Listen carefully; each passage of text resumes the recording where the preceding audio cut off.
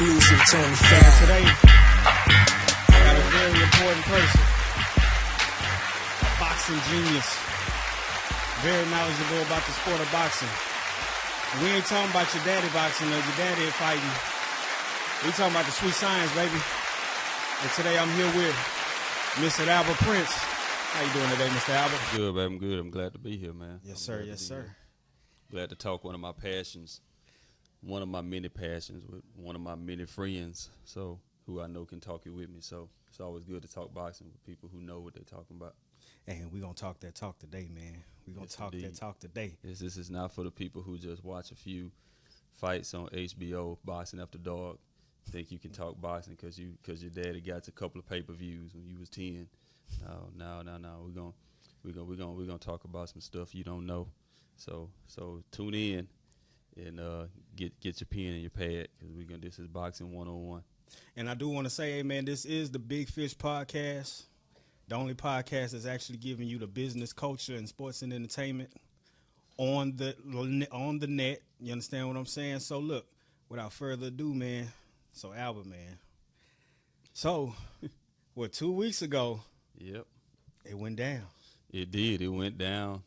It went all the way down. It went up, too. It did. It went up. Well, one went up and one went down. yeah. That's how it went, too. That's how it went. So, look, man, we had Errol Spence and Terence Crawford, man. Before going in, what did you see? My official pick was Crawford in 11.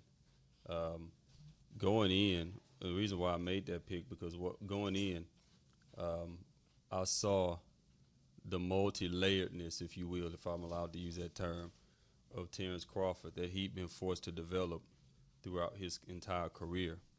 And one thing I saw about him was that he had the ability to adjust and to think to get himself past any styles. He'd been forced to do that through a slew of opponents. So we can talk about some of the opponents that helped him develop that style. And what I saw from Spence was I saw somebody who, and I told people this, I said, man, the problem that I have with Errol Spence against Terence Crawford is Errol Spence takes too much pride in his toughness. And what I mean by that is this. It's always a great attribute to have a great chin, all right, to be able to take as well as you can give. But for me, watching him bang with some of these guys and be able to outbang them because he's just he's so much stronger and he's so much more talented. One thing that I did see was that he took too much pride in how good of a punch he could take. I watched him take punches from people who couldn't hit as hard and just smile through the punches like, man, you're not going to do nothing with this. And I think he took too much pride in that. And I think he discounted how much Terence Crawford actually became a full-fledged welterweight. That's right. I remember a few years ago, there was a video that went viral where they two were talking in the hallway. Spence was off a big win. Crawford was off a big win. He had just moved to the welterweight division. And they were in the back. They were in the back. They were talking, and they both had on hoodies. They both had their hoodies on. Crawford had a beanie on, and Spence had a hoodie on, a red hoodie. You talking about? And too. he was talking about, man, you two lighting the ass. He too lighting the ass. And I think that was about 5 or 6 years ago. Yeah. And in 5 or 6 years, you giving this man 5 or 6 years to train, to lift weights, to eat, to grow. And let's just be honest, man. Like I've always had a problem with people who identify a fighter at the weight they started at. That's a fact. It's like people were shocked when Roberto Duran gave Sugar Ray Leonard the business at welterweight when he jumped all the way from lightweight because their mentality was Roberto Duran's a natural lightweight. Yeah. If you're not a natural lightweight, that's the weight that you were when you turned pro when you were still a teenager.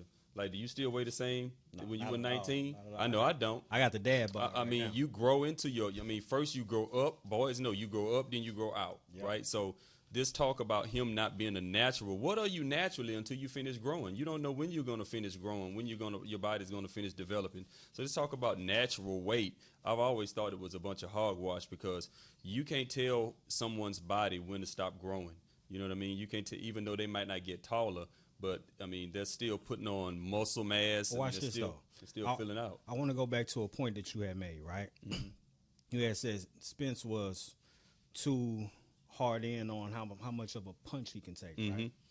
When he was coming up, in the gyms, in amateurs, you know, I always say old habits are hard to break. We all heard that one. And he used to fight in those Mexican fighters. Right. You know, and those Mexican fighters, they go in there and they go in there and they bang. Right. And so that's who he was really training with coming up. So I think going through that kind of training and those type of tough fights. Out there in the Dallas-Fort Worth area, yes, indeed.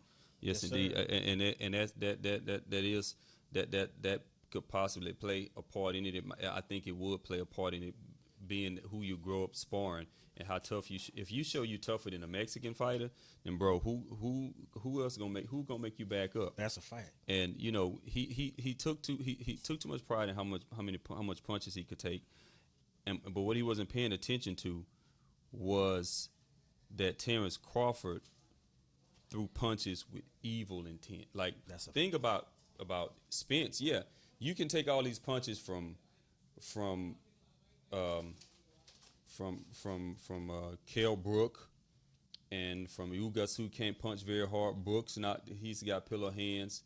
There are a few other fighters that he fought, and everybody forget. They want to talk about, you know, some of the people that Crawford fought was lighter, but people forget that Spence fought Mikey Garcia, who was a lightweight. That's a fact. And couldn't put Mikey Garcia away. He couldn't. You know what I mean? Mikey Garcia could box though. He put, and then what's the little short guy who just retired?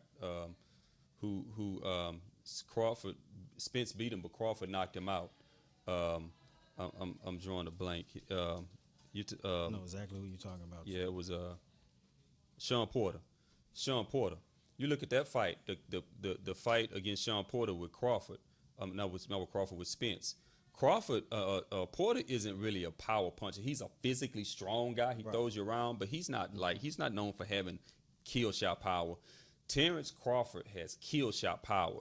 He has kill shot power because, number one, his timing is impeccable. His balance is perfect, and he knows how to throw shots to hurt you.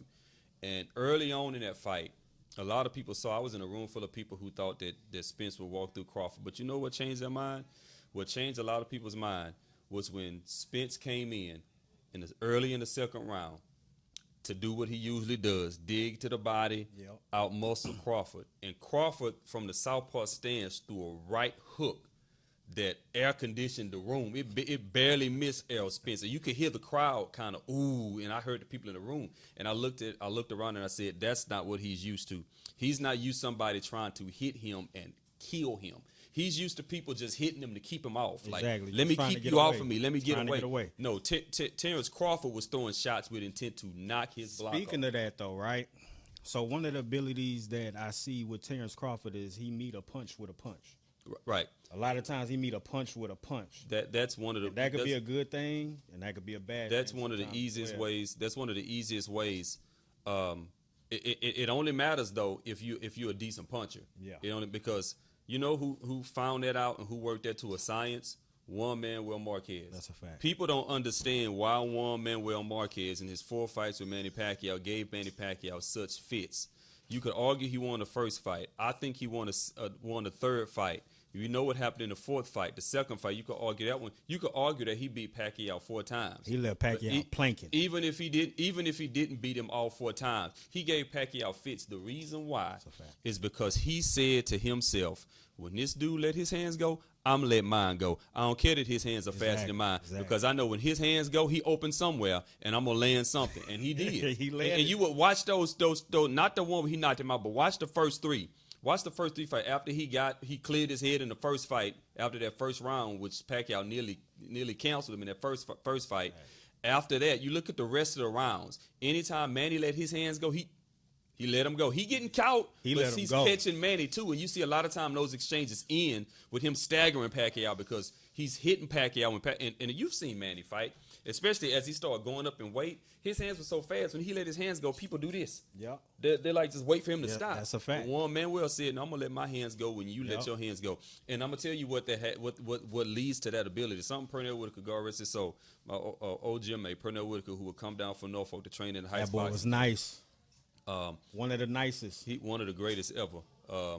Defensively, one of the greatest ever. One of the reasons why he was such a great defensive wizard and all the great defensive wizards and counter punchers have this ability, the ability to keep your eyes open while punches are coming at you, and to be able to keep your eyes on the target and to not watch the gloves, but to watch the man to see where the openings occur. Terence Crawford, Man, that's some of the hardest things to do. it is. You have to train yourself. But Terence Crawford, his eyes, you look at the fight, his eyes are fixed on Errol Spence the entire fight. His eyes are fixed on Errol Spence. So whenever Errol Spence let his hands go, he knows exactly. I mean, he was surgical. A lot of people didn't understand it, but I did. He was surgical because his eyes stayed open. He wasn't worried about Errol hitting him. His mind was an offensive mentality. He was, and I said this during the middle of the fight. I said there were times during the fight where I would say, man, this is some James Toney, Mike McCallum type stuff. Like, these guys were defensive wizards, but they had the ability to be defensive and offensive at the same time. They could slip punches and make you miss and hit you right in between them punches and knock your head off while coming straight at you. That's what Terence Crawford was doing to Errol Spence. He wasn't circling around and moving. He was taking angles, but he was standing right in front of him. He was being James Toney. He was being Mike McCallum. That's scary. Yeah, it is. That's especially in an era like today, where that kind of skill set is not prominent. Like when people were looking at me funny because I would say when I watch Errol Spence, and Errol's a great fighter. Take nothing away from Errol Spence. Yeah. No, I remember one of the first things Errol Spence said. I heard him say he grew up idolizing Terry Norris. And I remember Terry Norris. And one of the things that stood out to me about him when I was looking for the comparisons, they don't know who these people. Terrible Terry Norris is one of the greatest. They don't know who these people junior middleweight champions of all time. Came to prominence for retiring Sugar Ray Leonard. He beat Sugar Ray Leonard, retired SugarRay Leonard. This is after. Wait a minute. This is after he. Wait a minute. Let's stop. Did you just say that the great Leonard? Yeah, he retired Sugar Ray Leonard. He won his world title from John the Beast Mugabe. He stopped John the Beast Mugabe in one round. Okay, the same John the Beast Mugabe that gave Marvin Hagler fits. He stopped John the Beast Mugabe. Was still kind of a lesser known champion at the time because he won his title after he got starched by Julian Jackson. He was fighting Julian Jackson, was piecing Julian up the first round and a half. But Julian got one of the hardest right hands you ever seen in boxing. One of the 5 hardest punches in the history of boxing. Ever seen in boxing. Julian Jackson, one of the 5 hardest punches in the history of boxing. I say that because you have to be one of the hardest punches in the history of boxing to score one punch knockout. And you built like him. Where you leave somebody sleep with your right hand, your left hand, a right hook, a left hook, a right uppercut, a left uppercut. You can do it coming forward. You can do it falling away. One of the most spectacular knockouts any of us have ever seen was when he knocked out Harold Graham. He was falling backwards. Yeah. And threw a right hand falling backwards. And Harold Graham was asleep when they went to a commercial break, and he was asleep when they came back. Didn't he put him back on his shin? He was. He was. Yeah, he made his leg fold under. Yeah, his neck was by his ankle. Yeah, he folded him under.